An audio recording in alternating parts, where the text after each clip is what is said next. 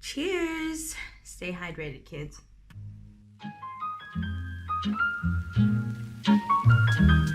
What is good? Welcome back to my YouTube channel. Those words have not come out of my mouth in a very long time now, but I don't need to tell you that. You already know, because you've probably been wondering, where has Carissa been? Or maybe you haven't, because if I haven't popped up in your subscription box, then that probably means that you haven't been thinking about me. But there are 800 plus of you that might just see this video, and a couple strangers too who may not be subscribed to this channel. So now's the time for me to plug myself and say, join the family, please. Consistency has never been a strong point of mine in the past, but when I tell you that COVID brought about a new year, new me attitude, please believe me when I say that, because the Carissa you saw before, she's no longer.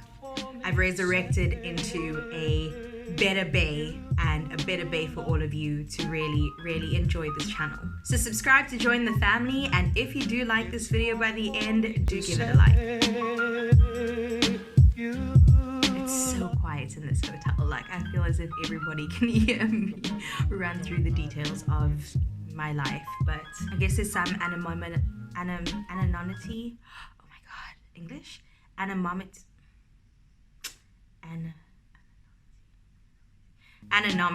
I guess there's some sort of This is so embarrassing. I guess I can kind of get away with people not really knowing who I am. Not that people know who I am regardless, but there is the advantage of wearing the mask and also glasses when you're missioning around. So basically, I grew up Christian. I grew up in a Christian household. At first, it was one of those things where we went to church twice a year on Easter and on Christmas. We would show ourselves and tell people that we're still around. But I know that I'm not the only one here, because the church is packed around those times of the year.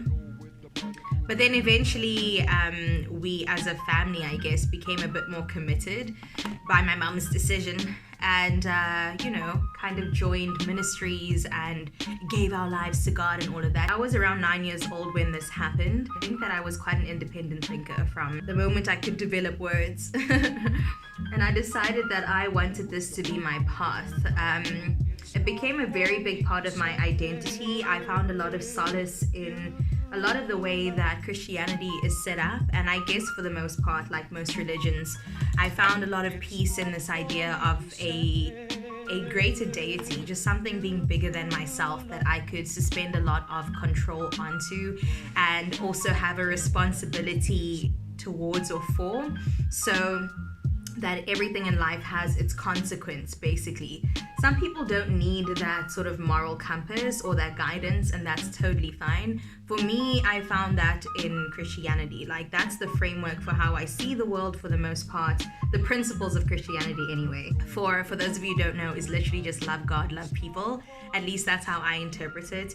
And that's kind of how I lived my life and how I still live my life to this day. I got to a point eventually where I had a lot of questions that arose, and nobody really wanted to entertain me. It was a different time, a time before the advent of the internet and social media, and I guess people had a very warped idea of God and feared God or revered God and saw that as something that you couldn't question, and you just kind of had to obey the Old Testament without questioning, or follow the rules of the New Testament without really giving the context of the times and applying it also to where we are in the 2000s, right? So nobody really wanted to answer my questions, and so I felt like I was moving further and further away from God.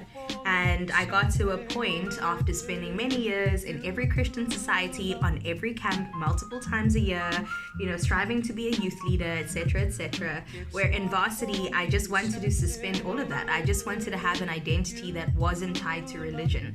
I wanted to explore who I was, so I went on this journey of sort of unlearning everything that I learned. But the problem with that process, or at least what happened with me, is that I spent so much time unlearning that I didn't really feed back into myself a new perspective on life. It was just a lot of unraveling without putting myself back together, essentially. Throw forward to my 27th, 28th year on this earth, and I was still unraveling. very much so, to the point where I had so many questions about life, like existential questions that had me having daily anxiety attacks. Like some of my anxiety attacks have been really violent, and they did happen a couple years ago.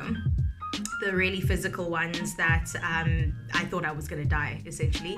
And thankfully, I've gotten to a point where I'm managing my mental health a lot better. So my anxiety attacks, I would say, are more like panic attacks now. And the shortness of breath, the body shakes, the freaking out, those sorts of things. And I can also manage and control it. So I'm doing a lot better in that regard. But I think it also is owed to the fact that I'm exploring my spirituality again. I am trying to really throw myself down that path. And I think without a foundation, or with a shaky foundation, I was kind of finding myself, just not in a good place and not in a good mental space. And so I had no focus. I had commitment issues. I felt like I had no purpose. Like I always held on to this vision that I had when I was younger, or a vision board that I created years ago, but there was never any plan. There was never really a commitment from myself to show up for myself, for my own dreams and for my own purpose. I thought that that would just kind of happen as life goes, but if there's anything you take away from this video, it's that life is work and you have to put in what you want to get out. Put that on a bumper sticker and throw it at the back of a mom car, because come on. That was a cheesy quotable to go there. It's kind of like that idea of harvesting, that you need to plant really good seeds in really good soil and commit to looking after it and nourishing it and watering it in order to reap the benefits of it. Otherwise, if you're just throwing on dry ass land and seeds that are busted and relying on this whack weather to, take care of it, and not putting in any physical labor or emotional labor or whatever it takes, you're just gonna sit and wait forever. You're gonna find yourself in your grave, and they say that's one of the richest places on earth because there's so much potential there that people have not explored. So yeah, I was just kind of getting to a point where I was super tired of myself, because I've always had really big dreams for myself, and having these endless conversations with Bae, but not really doing the work in order to get to where I want to get. So it took me until my late 20s to really see the truth in that. And that's not to say that I've been freeloading through life, because I have been putting in work, right, into my career specifically.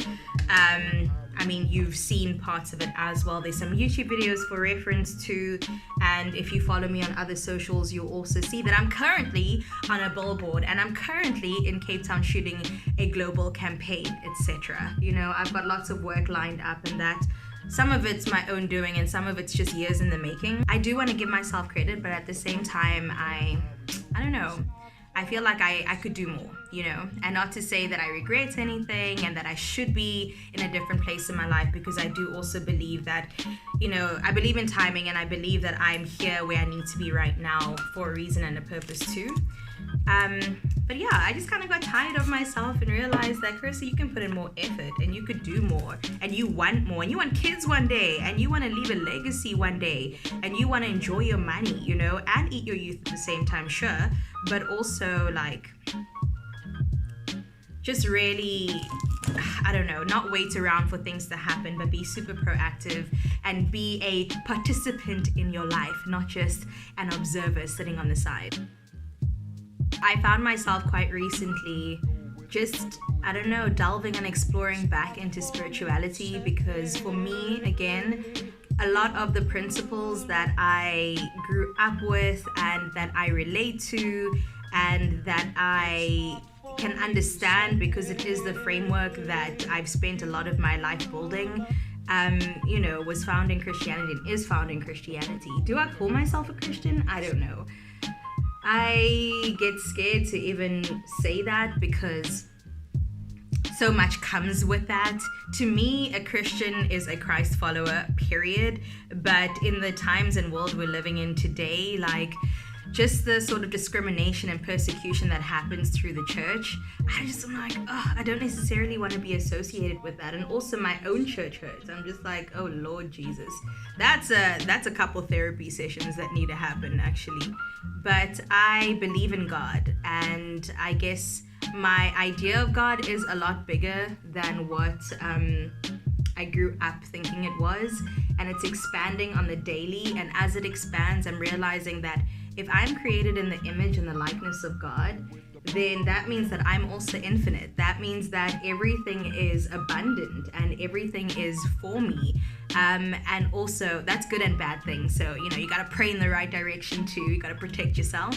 But also that, God intends for me to live a really good life and a fulfilled life and a life of service. And yeah, that perspective has really shifted a lot for me, or at least put a lot into perspective for me, that now I feel like I'm readjusted, I'm pivoted. I had lots of time to think during lockdown, and I feel like I'm refueled and also a little bit more unashamed about what I think and why I think the way that I think, that I'm super ready to just kind of like take on the next chapter of my life. Something happened at 28. I can't express it, or 27, 28. A lot shifted, a lot moved around, like tectonic plates. Like I can't, but it shifted and settled into a place of peace. And for me to say that out loud feels so surreal, because I don't know if I've ever known peace. Like, I'm just an anxious person by nature or by genetics or whatever it may be. And I've really had to intentionally work hard for that not to happen, and also to suspend control and just allow God to do their thing and to take over, and to know that I can rest in the fact that, my future's secure and sorted, and everything that I do, yes, it requires work, yes, it requires dedication, yes, it requires commitment, yes, it requires a lot, sometimes tears, sometimes lots of laughter, and learning that life isn't that serious. But at the end of the day, knowing that God's got me, just that, God's got me, and I can rest in that, has been a huge one for me.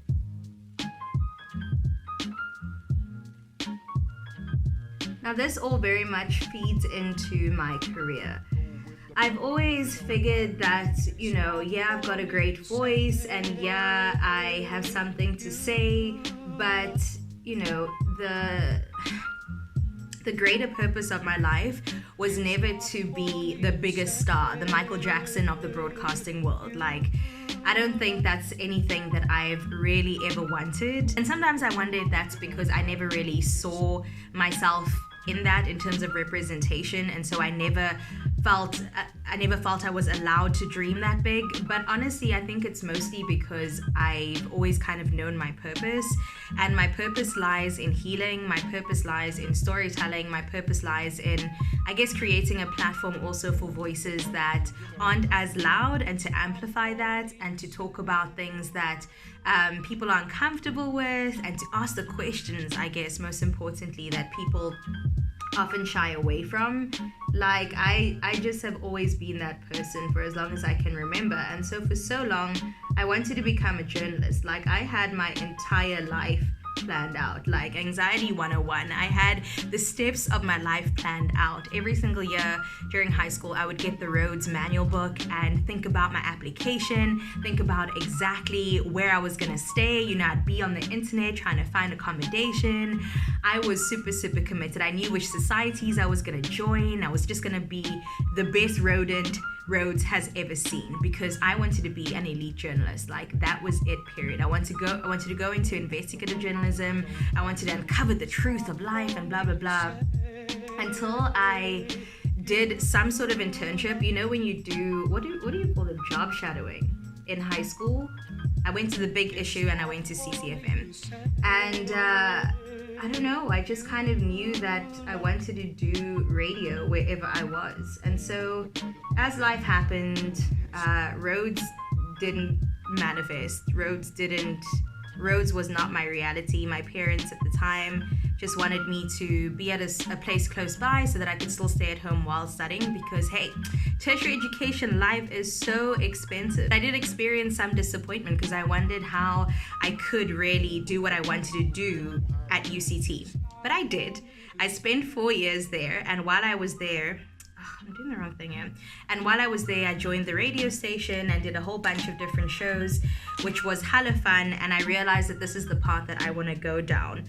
I also really love entertainment. Like, I've spent a big portion of my life wanting to be like the people I saw on TV, except I never saw a chubby color girl with big natural hair. So I figured, oh, that's not for me, because representation matters. We all know that by now. But as you know, the time went on. That was around 2013, 2014. I was like, you know what, I'm gonna try this out. And so I did, and I entered into the space, and now a couple years later, I'm still pushing. I guess wanting to get into entertainment, nobody really tells you the reality of it all. The fact that it is actual constant work in order to get an experience and enjoy the consistency in the industry. Besides the fact that you need to know people, like that's really important. You'll get a head start if you do. And also, you have to be good at what you do, but also that talent won't get you as far. Like, there are just so many things you have to learn along the way. Some comes with experience, some comes with wisdom that other people may impart in you. But yeah, I think it's just been a really big reality check for me. Me wanting to live and walk in my purpose of being a storyteller, and you know, whatever I do, providing some sort of salve or healing for people, and also entertaining at the same time, because we all love a bit of escapism, you know, and music, like including music in everything I do, because once again, music is healing, and chatting to people. I'm a people's person, like getting to know people and their stories, etc. Like all of that was only a very small percentage of what this path has been about. If anything, my career has taught me the most about life. Like for people, it's different journeys. Like it could be motherhood, it could be your relationship, it could be your relationship with yourself, which of course is the most important journey at the end of the day. It could be anything. The relationship with your parents. For me, it's been my career. I've been in a relationship with that girl for years now, and it's been hectic. Worth it, but hectic. And I also was just, again, questioning a lot. And that's why I think I took a break from YouTube. Besides the fact that my camera broke again and is currently in repairs, I was just like, what do I want to do? What do I want to put out there? What do I want my content to look like? You know, I just felt like I was this random voice on the internet, which is fine because we're all kind of finding ourselves here and finding our place here. But I just felt really like purposeless. I mean, I think you can even see in the recent videos of me doing like hair tutorials and makeup tutorials. Yes, I was just trying to provide consistent content, but at the same time, like, it just didn't feel like me. I love my hair and I love my makeup. Like, I find a lot of fun in that, and I do a lot of those like, quicker tutorials on Instagram. But I feel like YouTube is the space you can really delve into things. You can have longer form content, and I wanted to also play in that space. And so 25 minutes later, I'm still here rambling. I did a lot of soul searching, and I eventually just decided that, you know, I can't wait around for handouts, and I can't wait around for my career to take off. I mean, it was in momentum, but the pace of it wasn't what I was enjoying, and also the long periods in between of waiting, because if you're in radio or TV, if an opportunity is not given to you, you're gonna wait for quite some time. And I just got to a point of wanting to be a boss bitch and wanting to own everything that I do, and wanting to, instead of waiting for somebody else to think about a concept and put me on, like actually sit down and produce these concepts myself and pitch the hell out of it to brands and to whoever would listen to me. And yeah, it took months and months of work during this lockdown period, after having many a breakdown and staying in bed many a days. It was all a bit of another journey, I guess. I just got to a point of really, and still am, grinding, like really grinding. And not grind culture like we see on Instagram, where it's like, ooh, everyone has 24 hours in a day. Ooh, look at me grinding at 3 a.m. Ooh, working, and have like nothing to show for, or just literally playing it up for Instagram. Like, I'm not even talking about that sort of thing. I'm not talking about showing. I'm talking about actually doing the work. I'm talking about literally sewing, like getting in the dirt of things, gloves off, like getting in there, getting dirt under your nails, breaking nails, crying from rejection and ideas that just don't want to work and manifest, and reworking and redoing and having conversations with Bay until 4 a.m., until the sun rises about our plans and our visions individually and as a couple as well. Like literally, Muma, you've been a rock and I love you so much. Can't wait to be your wifey. Anyways, it's just a very particular kind of life that I want to lead and want. And the only way that I'm going to get that is if I show up. And not just in talking, like actually in doing. I'm a big dreamer. I can talk for hours. But to actually show up and do the work, to do the physical labor, to do the mental labor, come on, nobody wants to do that. But I did it and have been doing it and will continue doing it. And that has made the biggest difference. I cannot express to you the fact, again, that I got flown out last minute, but it's okay, to come and shoot a global campaign right here in Cape Town. And at the same time, I've got another campaign that I'm getting on as soon as I get back to Joburg. And at the same time, I've got more things that I'm doing on Thursday, with my Instagram live show. And at the same time, I'm working on the next moves and the next moves. Like, it's very evident, and I'm very grateful. I love recording content. I love editing content. And I love, for me, even watching back the videos, I'm like, Carissa, that was such a good video. Like, what the hell? I wish you had just continued. So here I am putting in the work on this platform because I genuinely enjoy it. It's not even about, money making schemes, blah, blah, blah.